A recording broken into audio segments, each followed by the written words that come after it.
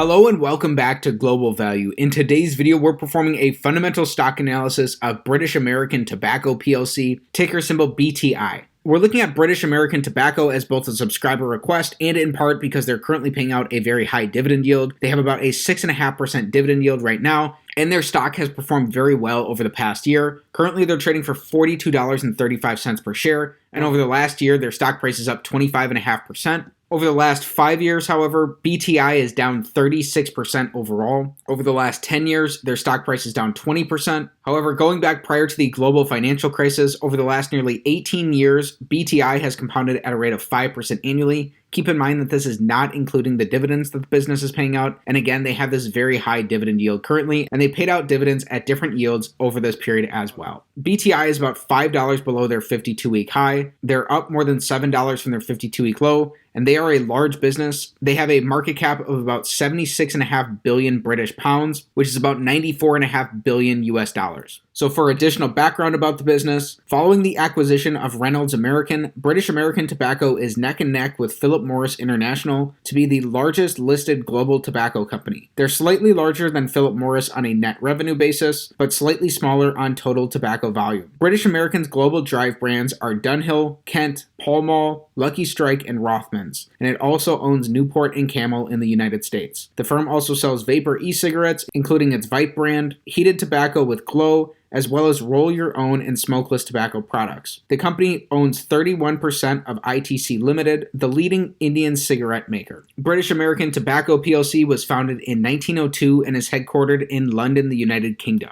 So for our fundamental analysis today, we are performing the Select 6 analysis, taking a checklist-style approach of 6 standard financial metrics to come to a holistic and beginning understanding of BTI, based off of their business fundamentals. So this analysis is an evolving process. It will continue to improve and get better over time, and it serves as an opportunity to learn in public. So with that said, let's get right into today's analysis. Starting things off with metric number 1, we want their average return on capital over the last 5 years to be above 14%. This is because the average publicly listed business earns about a 7% return on capital, and over the long run, over the course of decades, a stock is likely to return approximately what its underlying business returns, and these business returns are captured here by return on capital. So by looking for a benchmark of 14% or higher, we can potentially build in some margin of safety for ourselves based off the overall quality of the business being about twice as good as average. While BTI has increased their returns on capital over the last 5 years, they're still coming in at just about 8% averaged out, which is just very slightly above that of an average business, but well below that 14%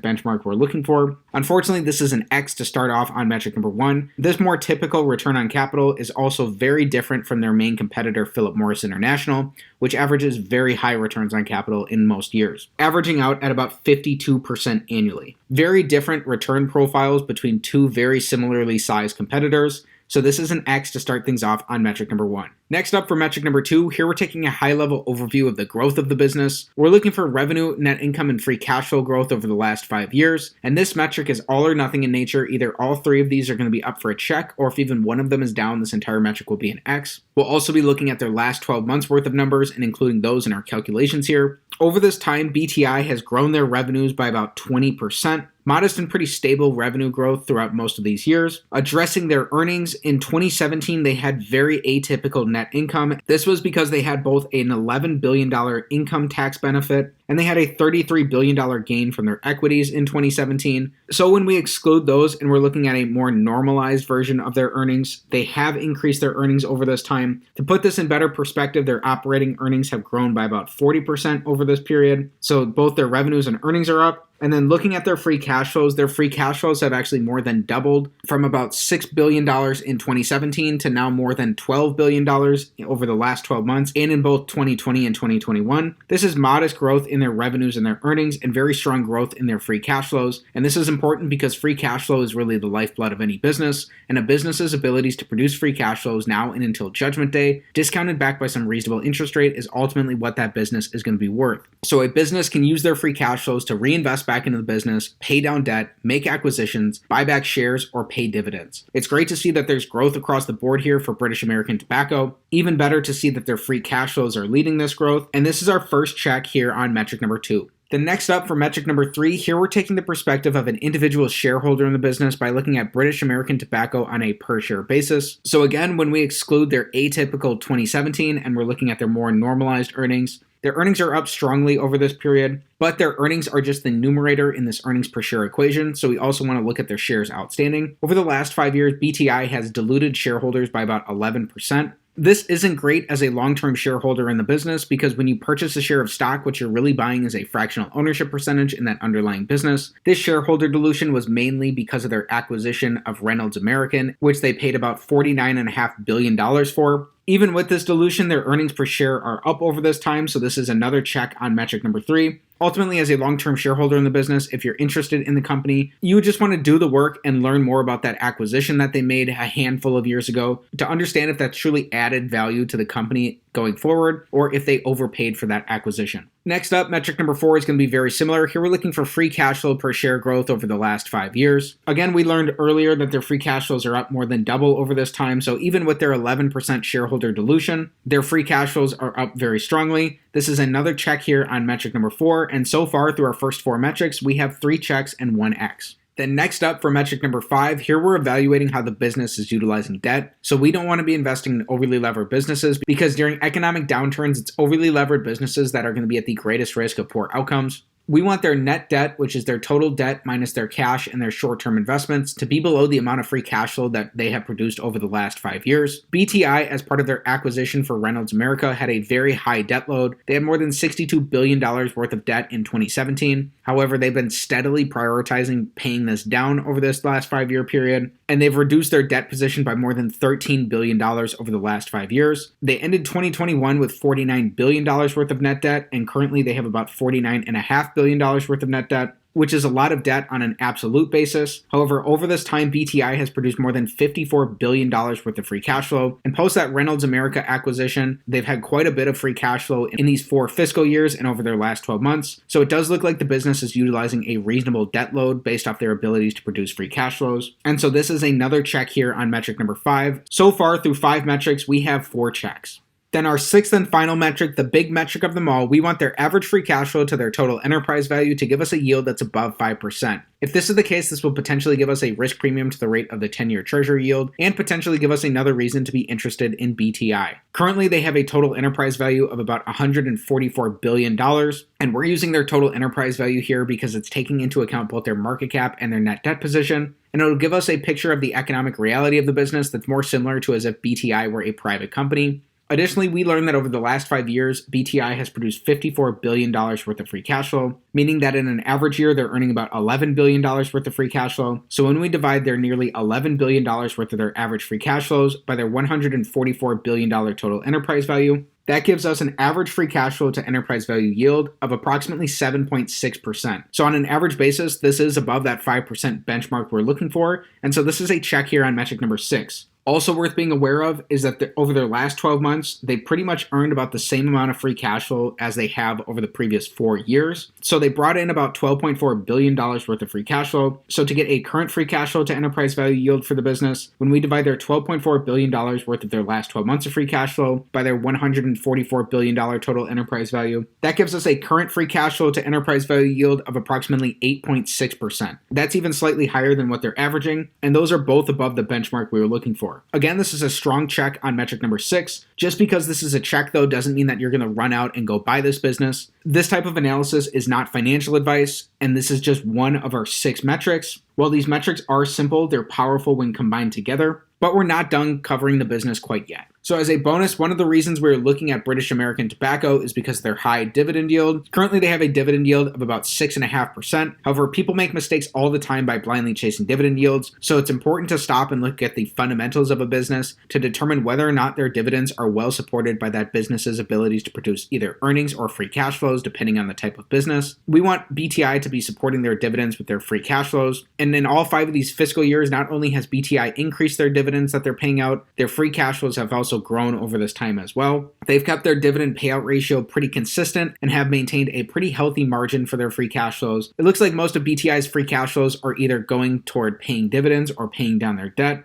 For the most part, they haven't been buying back a lot of shares, and they're only getting about average returns on capital by reinvesting into the business. Plus, with their close to high leverage position, it's unlikely that they'd be tacking on a lot more going out chasing acquisitions. This is likely decent capital allocation from their management, and you can definitely learn more about management's strategy for capital allocation by diving into their filings and learning about the business in more depth. Everything we've discussed so far is important, but there's something missing that, in my opinion, is the main reason to look at an analysis of BTI, which takes us on to using a discounted cash flow model to come to a potential fair value for British American Tobacco, starting with their current free cash flows because those are so similar to their average free cash flows over this time, then projecting those into the future based off their historical abilities to grow their free cash flows. So if we assume that the business grows their free cash flows at a rate of about 5% annually over the next 10 years, and then that slows down to a growth rate of only 3% annually for the 10 years out after that, so giving a baseline projected estimate for the next 20 years for BTI, if we add in their tangible book value, which includes their debt, and if we are seeking a potential 10% rate of return going forward, then it looks like a fair value for the business is right around $40 per share. Please keep in mind that it's up to you to do your own homework to determine whether or not these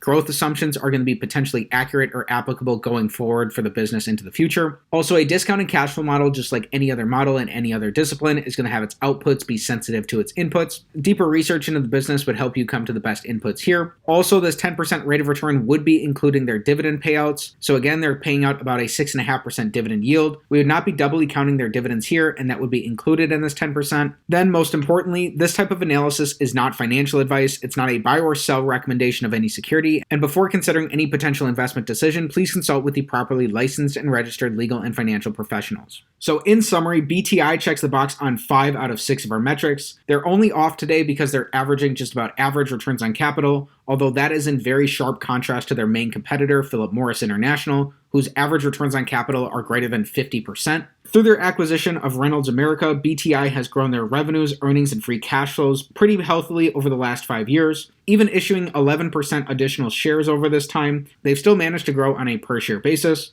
And they've been pretty diligent about paying down their debt to a more reasonable and more modest level over the last 5 years, which looks like they're supporting their debt loads with both their current and their average free cash flows. Then comparing their current and their average free cash flows to their enterprise value, it looks like British American Tobacco is potentially offering us an attractive risk premium on both of those bases. Also, looking at their dividend profile, it looks like their dividend is well supported by their abilities to produce free cash flows, and they've managed to grow their free cash flows over this time as well as increase their dividend payouts. They've kept a pretty steady dividend payout ratio over the last 5 years. Dividend payouts and debt repayment seem to be where most of their free cash flows are going. Then finally, performing a discounted cash flow analysis of British American Tobacco. If you've done the work and you believe that those historical growth assumptions are going to be accurate for the business going forward, and you're satisfied with a potential 10% rate of return, then it looks like a fair value for the business is right around $40 per share. Again, this would be taking into account their dividend yield, so it looks like their stock price would only be compounding at a rate of about 3.5% annually. There are a number of reasons why this would not be potentially accurate, so it's up to you to learn more. It's worth reiterating then that this type of analysis is not financial advice, it's not a buy or sell recommendation of any security, and before considering any potential investment decision, please consult with your financial advisor. Instead, this analysis serves as a beginning and holistic understanding to help you determine whether it's worth your time and energy to dig in and learn more about British American Tobacco. One resource that will definitely help you stay up to speed with what's going on in the market and help you learn more about the business is Seeking Alpha. Checking out Seeking Alpha directly supports the channel as I'm part of their affiliate program. So most of you probably know Seeking Alpha as a source of community written articles on different stocks. But over the past little while, they've actually become a lot more than that with their new offering, which is Seeking Alpha Premium. Premium has a number of different features where you can track buy, hold, and sell ratings on your favorite stocks. These ratings are from the Seeking Alpha community, Wall Street analysts, and Seeking Alpha's algorithm. You can see earnings call transcripts, investor presentations, SEC filings, and press releases all in one place. You can add your own margin of safety targets and get alerts for when your favorite stocks hit that level. You can get unlimited access to Seeking Alpha articles, and you can tailor your reading experience based on the type of investor you are. You can get 10 years of financial data on any stock to help you with your analysis. You can also import your portfolio into your Seeking Alpha dashboard to make researching easier. And if that didn't convince you, the best thing is that an annual plan is only $99. That's only 27 cents per day through my referral link down in the description below. Normally, premium is $239,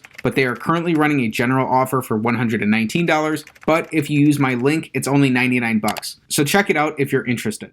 So as a value investor, you're ultimately trying to conduct this research as if you're going to own 100% of a business, and you can truly understand the underlying essence of the business and understand what's important and what's not important for that company going forward. So through this deeper research, you'll learn more about the qualitative and the quantitative aspects of British American Tobacco, and you'll likely be able to determine for yourself what a reasonable and appropriate intrinsic value for the company will be. So with that said, that's it for today's fundamental stock analysis of British American Tobacco p.l.c, ticker symbol BTI. Again, we were looking at the company as a subscriber request, and in part because they had a high dividend yield. So I'm happy to make an analysis of the business, and if you enjoyed today's video, please be sure to like the video, subscribe to the channel for more stock analysis videos, and comment down below what business you want me to take a look at next time. Thanks for learning about BTI with me, and have a great day.